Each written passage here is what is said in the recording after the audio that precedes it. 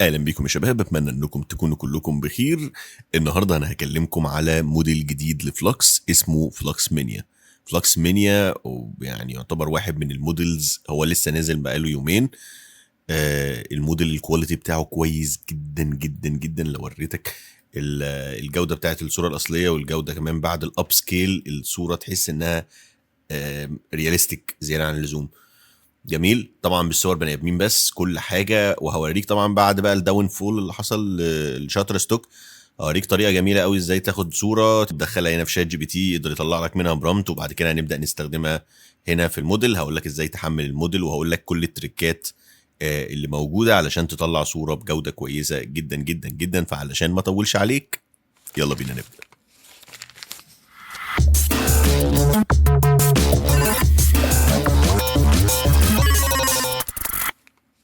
طب يا سيدي، اول حاجه انت تدخل على اللينك اللي في الديسكريبشن اللي هيوديك للمكان اللي فيه الموديل. هو موجود على سيفت اي اي. الموديل اسمه فلوكس مانيا في، ده الفيرجن الخامس من سلسله فلوكس مانيا.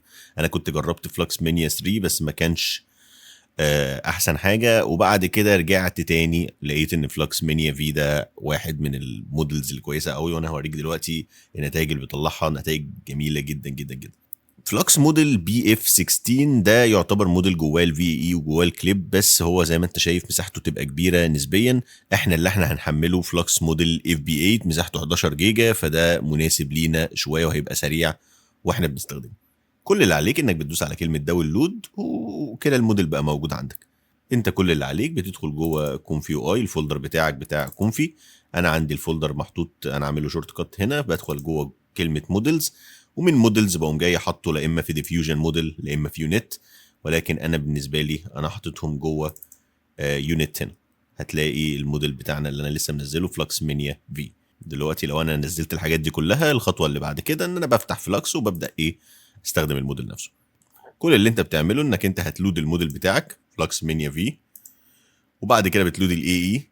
طبعا الحاجات دي كلها لازم تعمل لها لود مره كمان، لان ممكن يبقى المسميات اللي عندي بتبقى مختلفه عندك. هنا انا بستخدم كليب اي، وهنا بستخدم الاف بي 8 سكيلد. تمام، بالنسبه للدبل كليب لودر. بالنسبه للجزء بتاع الاب سكيل، في الاب سكيل انا بستخدم موديل تاني اسمه فلوكس ديف جي جي يو اف علشان يعمل لي اب سكيل. جيت اجرب ان انا اعمل الاب سكيل بنفس الفلوكس مانيا، كان بيطلع لي الصور فيها خطوط.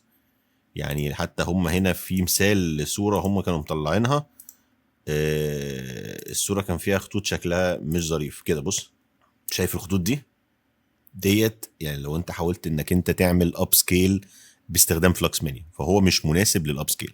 فانا عشان اتجاوز هذا الموضوع، فانا قمت جاي منزل او انا عندي اصلا موديل جي جي اف. الموديل الجي جي اف اخف شويه وصراع، وممكن يتعمل لهم لود مع الموديل. فدلوقتي انا بعمل لود لاثنين موديل، وعلشان الموضوع يبقى اسرع شويه انا بستخدم ابلاي فيرست بلوك كاش دوت، اللي هو سبيد ويف، اللي كنت عملت الفيديو عنه بيتكلم ازاي تسرع كونفي يو اي. هسيب لك الفيديو في الديسكريبشن لو عايز تشوف الطريقه اللي تسرع بيها جنريت. ده كده كل حاجه بخصوص الورك فلو. اي حاجه انا قافلها انت مش محتاج يعني تعمل فيها اي حاجه.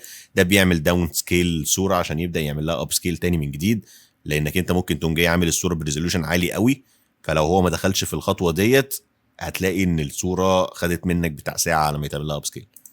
تمام، ده كده بالنسبه للجزء بتاع الاب سكيل. مفيش اي حاجه مميزه فيه. طبعا انا سايب لك الورك فلو في الديسكربشن، فانت ممكن تستخدمها على طول وتريح دماغك من كل الصداع اللي انا بقوله ده. نيجي بقى للنقطه المهمه بتاعتنا قبل ما نعمل ريندر. دلوقتي لو انا دخلت في شاتر ستوك، بما ان شاتر ستوك داخل في فتره الاستوكات بتاعته وقع، الستوك برايسز بتاعته تعتبر في الضايع خالص، والناس كلها بدات ان هي يعني ما حدش بقى مهتم خالص بشاتر ستوك.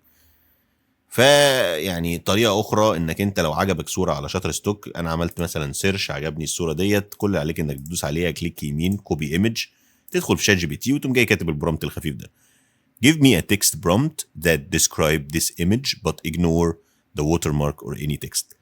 بمعنى انك انت طلع لي برومبت من الصوره ديت توصف لي فيها ان يعني الصوره ديت ايه هي، وبرضو انك انت تعمل اجنور او انك انت تتجاهل الووتر مارك او اي تكست موجود في الصوره.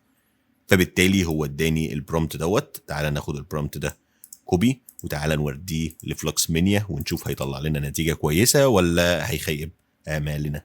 وانا بالنسبه لي هنا في ريزولوشن عشان نبقى مقربين لحاجه قريبه من هنا، فانا هستخدم ريزولوشن بالنسبه للويتس هستخدم 11:5:2، وبالنسبه للهايت هستخدم 8:3:2.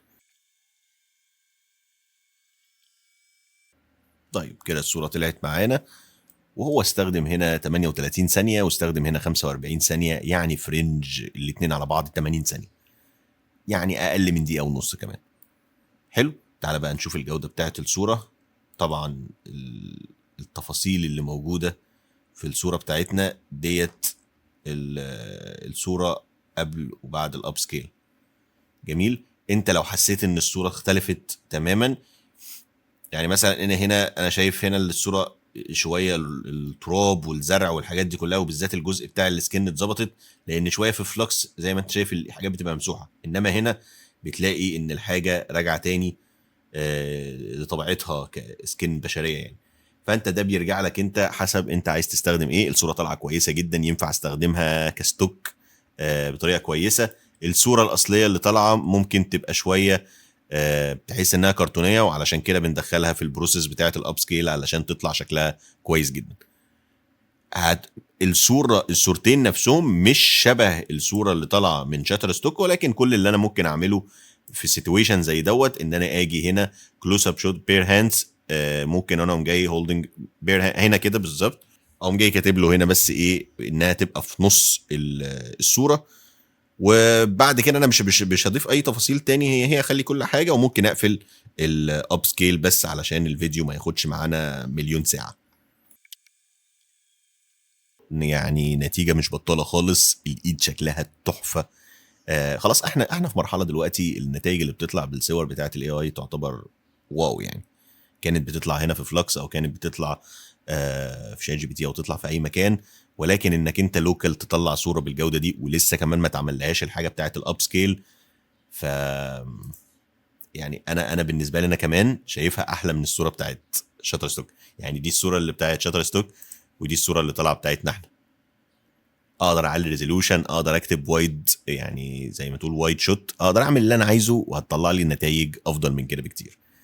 تعال نستخدم صوره كمان وانا هوريك حاجه. يعني هو بالنسبه لنا النتائج اللي بتطلع كويسه قوي. مثلا عايزين نتيجه تانية، تعال نحاول نختار صوره صعبه يعني ونشوف هيقدر يطلع لنا نتائج حلو. الصوره دي كويسه تمام، وفيها تكست كمان على الصوره، فاحنا عايزين نشوفه هو هيجنور الووتر مارك وهيجنور كلمه بلاستيك سوكس ديت ولا هيجيبها معانا كويس. تعالى ناخد كوبي ايمج وهندخل لشات جي بي تي، وكل اللي علينا هنديله الصوره زي ما احنا متفقين، ونقول له نفس الكلام دوت، بس هنقول له اجنور ووتر مارك، اجنور ذا ووتر مارك بس علشان يسيب لنا التكست الموجود على الشنطه. تعال نشوف النتيجه اللي هتطلع لنا عامله ازاي، وتعال نشوف لما نيجي نوديها فلوكس هتيجي تطلع لنا نتائج عامله ازاي. طيب هو هنا طلع لنا البرومبت بتاعنا. تعال نشوف هل موجود كلمه بلاستيك سوكس ديت. هي مش موجوده، بس انا ممكن اقوم جاي واخد الجزء ده كوبي، ادخل هنا في فلوكس مينيا زي ما احنا متعودين، كنترول اي كنترول في، وهنا بيقول لك minimalist text printed on it that prompt an anti-plastic message، وانا من جاي كاتب says. فكل اللي انا عملته هنا ان انا قلت له says plastic socks طالما هو ما جابها ليش، لان انا كنت طالب منه مفيش تكست. بعد كده ممكن في دوت بقى نفتح الاب سكيل مره كمان، وتعالى ندوس كيو ونشوف النتيجه تطلع معانا عامله ازاي. بس يا سيدي، وهي النتيجه اللي طلعت معانا يعني تحفه.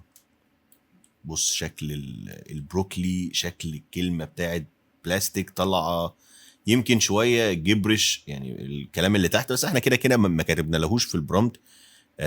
ما كتبناش في البرومبت ان هو انا محتاج اي تكست تحت صغير، ممكن انا بعد كده اوضح له واقول له شيله. ولكن زي ما انت شايف السكن والطريقه بتاعت القماش والطريقه ده لازمه الاب سكيل. انا ما بعملش اب سكيل لحاجه الريزوليوشن بتاعها عالي قوي، ولكن الاب سكيل اللي انا بعمله فقط علشان الصوره تاخد الجزء او المنحنى بتاع الرياليستيك ده. كده انا عشان ما اطولش عليك يعني اكتر من كده، ممكن حاجه بسيطه جدا عشان انا هي النتيجه اللي طلعت معايا كانت طالعه كويسه قوي. انا هاخد كوبي للبرومت ده، البرومت دوت كان لاكل، فانا هاخد البرومت دوت كوبي، ومش حتى مش هعمل بروسيس، هدوس رن هتلاقي الصوره ظهرت قدامك على طول. وزي ما انت شايف بعد ما الصوره طلعت بتاعه البرجر، النتائج بتاعه الاكل بتاعته بتطلع شكلها تحفه.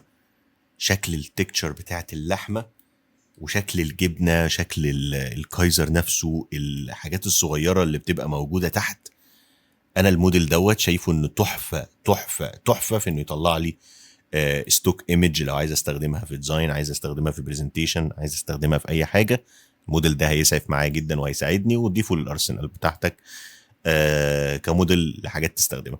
طبعا تقدر تكتب اي حاجه وتكتب جنبها يعني مثلا كمثال ممكن اقول له اكاد اون جرين سكرين باك جراوند، وهيديك زي ما انت شايف قطه محطوطه على جرين سكرين. طبعا بالنسبه للديزاينر يبقى فاهمين ليه، لان انا دلوقتي بسهوله اقدر اشيل الباك جراوند ديت، اقدر اكتب اي حاجه بقى. فموديل كويس، افضل بالنسبه لي بكتير جدا من ان انا استخدم صور من شاتر ستوك. فجربه وقول لي النتائج بتاعتك عامله ازاي، ابعت لي النتائج على الجيميل، ويعني وريني، قول لي انت المودلز ده قدرت تطلع بيه. وزي ما قلت لكم قبل كده احنا كل يوم 4 باذن الله هنجمع مجموعه من الكومنتس اللي عندها مشاكل، او في واجهتها مشاكل مع كونفي، او عايزه بتسال عن حاجه معينه، ونعمل فيديو نحل فيه المشاكل دي كلها. فلو عندك فعلا مشاكل او عندك اي حاجه بتواجهك مع كونفي يو اي، سيب المشكله بتاعتك في الكومنت، وان شاء الله كل 4 نبدا نحل المشاكل دي كلها مع بعضينا. فلو عجبك الفيديو ما تنساش تعمل لايك وسبسكرايب وتفعل الجرس. طبعا الحاجه كلها هتبقى موجوده في الديسكريبشن كالمعتاد. اتمنى انكم تكونوا كلكم بخير ودمتم سالمين.